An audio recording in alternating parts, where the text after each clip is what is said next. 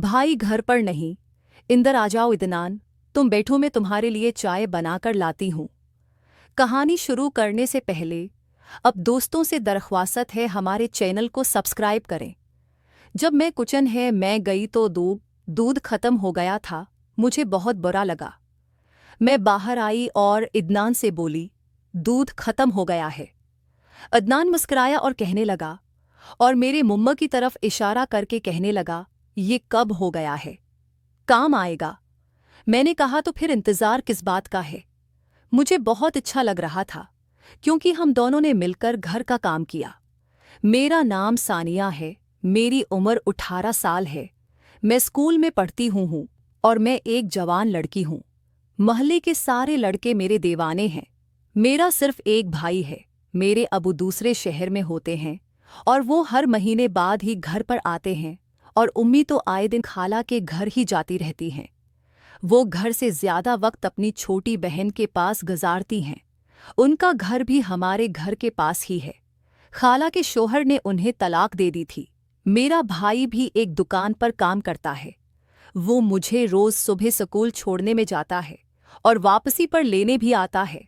भाई का एक दोस्त जिसका नाम अदनान है, वो भाई का सबसे अच्छा दोस्त है। मैं और अदनान एक ही क्लास में पढ़ते हैं। जब कभी भी भाई लेट हो जाए करते तो अदनान मुझे घर पर छोड़ जाए करते थे। अदनान को बोला हुआ था कि जब मैं लेट हो जाए करूं तो यार मेरी बहन को घर छोड़ जाए करो। वो तो अपनी दोस्ती निभा रहा था, लेकिन मैं अहमद पर दिलहार बैठी थी। एक दफ़ा भाई लेट हुए तो मैं अदनान के साथ बाइक पर वापस घर आ रही थी। मैंने अदनान को वापसी पर सब कुछ बता दिया, लेकिन अदनान ने उसका कोई जवाब न दिया। मुझे लगा वो भाई को बता देगा, मेरे भाई मेरी पिटाई करेंगे, लेकिन ऐसा नहीं हुआ। मैंने अदनान को अपना पर्सनल नंबर भी दे दिया और कहा, अगर दिल करे तो मुझे फ़ोन कर लेना। रात को मैं जो फरी हो गई तो मैं इंतज़ार में थी कि कब अदनान का मैसेज आएगा। फिर रात 12 बजे मुझे उसकी कॉल आई। हम दोनों ने काफ़ी बातें की। अदनान ने मुझे कहा कि मैं भी तुम्हें पसंद करता हूँ, लेकिन कभी कह नहीं सका। इस तरह 2-3 हफ्ते गुजर गए और हमारा मामूल बन गया कि जब तक मैं रात को अदनान के साथ फ़ोन पर हूँ, बात न करूँ, मुझे सुकून ही नहीं आता था। मैं मोहब्बत में दीवानी हो चुकी थी। एक दिन मैंने अदनान की फरमाइश पर अपने मुम्मा की तस्वीर अहमद को भेज दी। एक दिन बाई किसी काम में बिजी थे तो मैं अदनान के साथ ही वापस आ रही थी कि रास्ते में अदनान ने कहा, ये तुमने कभी घोड़े की सवारी की है? मैं बोली नहीं तो कहने लगा, तो फिर टाइम बनाओ, हम दोनों चलते हैं और तुम्हें घोड़े की सवारी है कराऊंगा। मैंने अदनान से कहा, मुझे घोड़ा दिखाओ जिसकी मुझे सवारी करनी है। तो अहमद ने मेरा हाथ घोड़े के मुंह पर रख दिया। घोड़े का रंग सफ़ेद था, काफ़ी लंबा था और मजबूत था। अब 2-3 हफ्ते गुजर गए। मैं तो इस इंतज़ार में थी कि आखिरकार मुझे सवारी करने का मौका मिलेगा।